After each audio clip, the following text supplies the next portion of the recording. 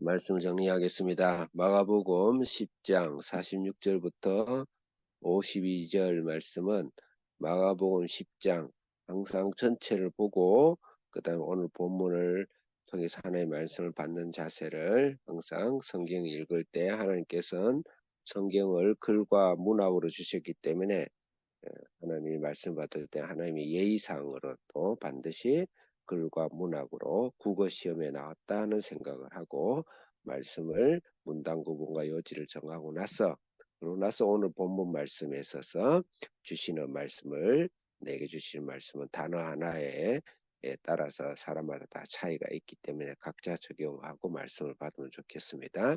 10장 전체의 내용에 있어서 오늘 말씀은 결론이다 이렇게 볼 수가 있을 것 같습니다.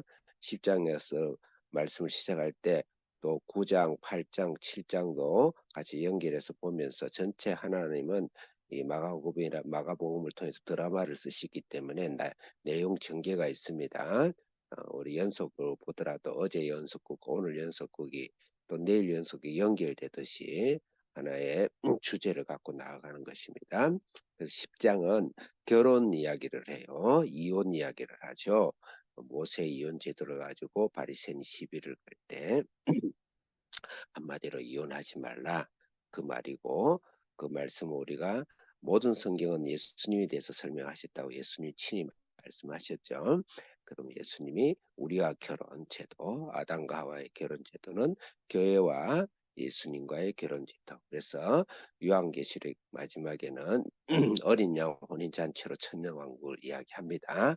그래서 성경에서 나오는 결혼 제도는 우리에게 하나님께서 가정 제도를 주심으로써 예수님과 영원한 하나님의 나라를 상징하는 것이다. 그렇게 해석을 하고 예수님 결혼 제도에 대해서 이야기한 것입니다. 예수님이 우리를 어린 양 혼인 잔치로 인도하신 것을 이야기하는 것이다. 다시 말해서 예수님은 우리의 주인이시고 우리의 신랑이시고 우리의 하나님이시고 우리의 구원자이시다. 그 말씀을 하시면서 이어져 나간 것입니다. 거기에 들어가기 위해서는 어린아이 같아야 된다. 어린아이 같다 그래 우리 순진하고 깨끗한 것을 생각하지만 결코 어린아이 깨끗하지 않습니다. 그 어떤 속성을 이야기했을까? 어린아이는 가진 것이 없습니다. 그래서 바로 부자 청년이 이야기를 하는 것입니다. 가진 것이 없이 예수님만 우리의 소유, 예수님은 우리의 전부이시고 우리의 전부의 소망은 영원한 예수님과 영원한 나라를 생각하는 그런 가난하고 애통하고 그 다음에 줄이는 그런 마음을 이야기했다. 그런데 그 반대되는 제자들의 모습을 보세요. 얼마나 탐욕스럽고 예수님이 십자가의 죽음을 말했는데도 면전에서 요한과 야고보는 뻔뻔스럽게 나는 자유적, 나는 우의적 세워주세요. 제자들의 그 시기와 질투, 참 예수님의 그 십자가에서 쓴 예수님 십자가의 고통보다는 더 큰 고통은 예수님 마음을 이해하지 못하고 따르지 못하는 처절하게 어리고 유치한 그 제자들, 인류를 사랑하시는 그런 그런 모습의 예수님은 더욱 마음이 아프시고 십자가의 고통만큼이나 큰 고통이 아니었겠는가. 그걸 지금 마가복음은 계속 이야기를 하고 있습니다.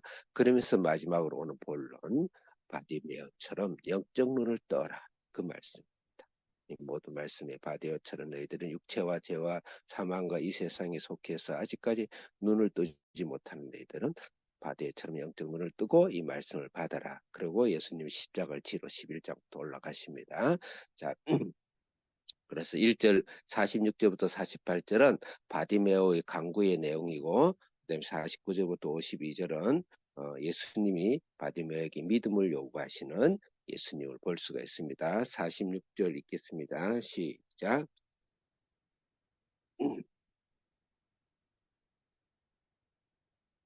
네, 제자들과 허다한 무리와 같이 나가시죠. 예수님은 이 마가복음의 특징 중 하나가 꼭 제자를 등장시킵니다. 그럼 우리가 간접적으로 우리의 메시지를 받아야 되겠죠. 모든 성도는 제자의 삶을 강구하고 갈구하고 목표하고 잘하든 못하든 그런 삶으로 말씀도 받고 그렇게 해야 된다. 이 말씀은 특별한 목사들만 위한 말씀이야. 이렇게 생각하지 마시고 예수님은 모든 사람들에게 제자의 삶을, 그런 수준의 삶을 오시도록 건면하시는, 그래서 항상 예수님은 제자들과 같이 다니셨다는 거, 또 제자들의 관점이 있었다는 것을 우리가 눈여겨봐야 되겠다. 그래서 47절 읽겠습니다. 시작.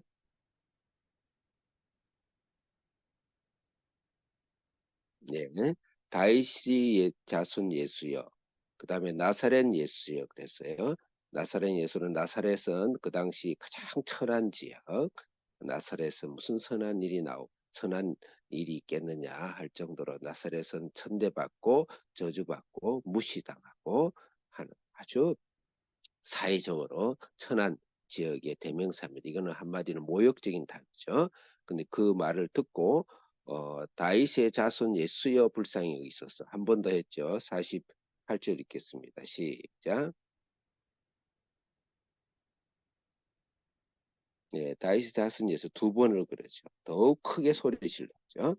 이 말씀에서 예수님은 어떤 분이실까? 예수님은 다윗의 나사렛 예수시지만은 우리 나사렛 같은, 나사렛 사는 우리 같은 사람을 위해서 예수님 인간의 몸으로 오셨지만, 예수님의 정체는 누구냐면 다윗의 자손 예수예요. 다윗의 자손 예수는 인류의 구원자란 말이죠. 대속자고 구원자고 구속주란 말입니다.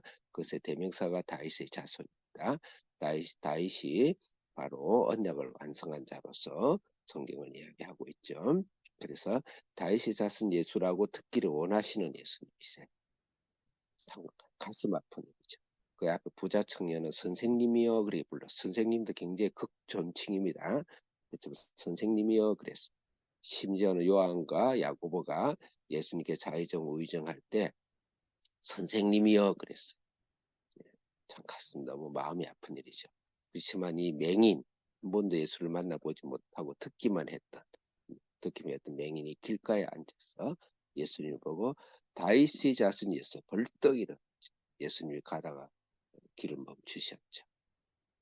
우리 예수님은 우리를 구원하신, 우리의 생명을 구원하신 구속주시죠. 세상의 모든 죄 하나님이 지불하기 위해서 대가를 지불하는 것이 그 예수님. 그것을 듣고 우리 예수님이 맹인 하나가 길가에 서서 그 고백하는 것을 예수님이 얼마나 감동이 됐겠어요. 그 십자가 지기 전에 마지막 선물이 아니에요. 예수님께. 우리가 길가에 앉아 있고 누구 하나 거들도 보지 않고 그렇게 길가 맹인 같은 우리가 다윗의 자손 예수님 사랑합니다. 그 말에 우리 예수님의 십자가의 모든 십자가의 고통은 다 사라질 줄을 믿습니다. 그 다음에 49절 읽겠습니다. 시작.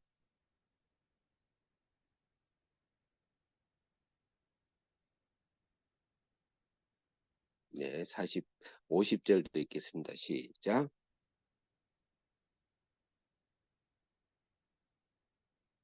51절 읽겠습니다. 시작.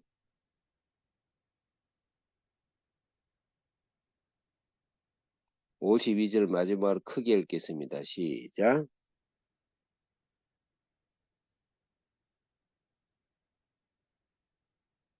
전체 정리를 하겠습니다.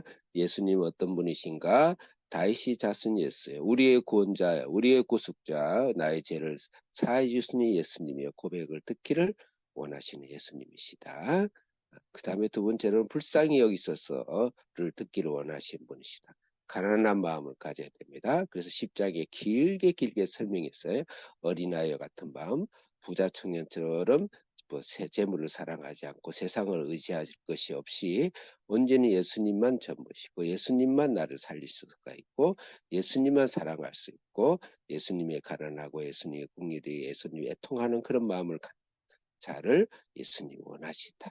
이 세상에 예수님 외에도 내가 안전하고 행복해 질 수가 있고 안심할 수 있는 게 있다 그러면 우리는 더욱 바디메고 같은 심령, 길가에 앉은 소경 심정, 겉옷을 던져버린 소경 심정처럼 불쌍히 여기소서. 그것만이 인류의 구원이고 인생의 구원, 우리 가족의 구원이고 나의 남은 인생의 구원이다. 항상 그런 생각으로 우리 살아야 되겠다. 그 다음에 49절 50절을 보면은 너를 부른다 너를 부른다 너를 부른다. 예수님이 무엇을 주기를 원하나 그러셨죠? 52절에 결정적인 말 내 믿음이 너를 구원한다. 예수님은 개인적 고백을 원하세요. 예수님은 단체 구원이 없습니다. 반드시 여러분 이름 석자를 부르십니다. 구원하십니다. 남주야 또 한결아 남수가 동욱 선호가 내가 여러분들 이름을 부르니까 좀 그렇네. 예. 반드시 개인적인 이름을 부르신다. 여러분 힘들 때 여러분의 이름을 부르세요. 여러분의 이름을 부르시면서 하나님 누가 왔습니다. 내가 왔습니다. 예수님 우리 이름을 부르신다. 그 다음에 무엇을 주기를 원하는 그게 맹인은 세속적이잖아요. 그죠? 그렇지만 내 인생에 있어서 가장 절대적인 것. 그것이 예수님을 찾는 접점이에요. 내가 가장 절박한 것. 가장 절박한 것. 그것이 없으면 나는 이 세상에서 죽을 수밖에 없는 것. 그것이 그 지점에 있었을 때 예수님 만난 접점. 무엇을 주기 바라. 눈을 뜨기를. 맹인이 뭐 거룩한 거 바란 거 아니잖아요. 나를 이 상황에서 구원해 주옵소서. 예수님 나의 문제를 하나님 구원해 주옵소서. 예수님 그때 찾아오신다. 마지막으로 바디메오의 자세를 한번 보세요. 46절에 길가에 앉아 있었습니다. 어느 누구도 할 수 없는 길가에 앉아서 인생을 정리해야 되는 그런 바디메오의 인생, 기구한 인생. 겉옷을 던져버려. 겉옷은 추워서 죽습니다. 하루를 못 삽니다. 그래서 아무리 빚이 많아도 겉옷을 뺏을 수는 없도록 법적으로 정해놨어요. 겉옷을 그것도 맹인인데 그죠? 던져버리면 찾을 수가 없잖아요. 그리고 뛰어 일어났어요. 뛰어 일어나서 예수를 찾았다. 우리가 맹인 발이 가진 것이 없지만 길가에 앉아 있지만 겉옷을 던져버리고 예수님만이 나의 인생이고 나의 삶이고 그게 전부입니다. 그런 마음이 되도록 애통하고 가난하고 그래서 줄이고 목마름 인생이 아직 여러분들이 수십 년 남았다고 부유한 가난처럼 마음 가지면 안 되고 하루하루를 주님 앞에서 그렇게 살아갈 때 주님 여러분을 만나 주실 것입니다. 기도하겠습니다. 하나님 아버지 감사합니다. 오늘도 바디메오를 일으키시고 만나신 예수님 다윗이 자손 예수님 우리를 불쌍히 여기시는 주님의 은혜 예수님의 은혜가 우리 속에 임하게 하여 주옵소서. 예수님의 이름으로 기도합니다. 아멘.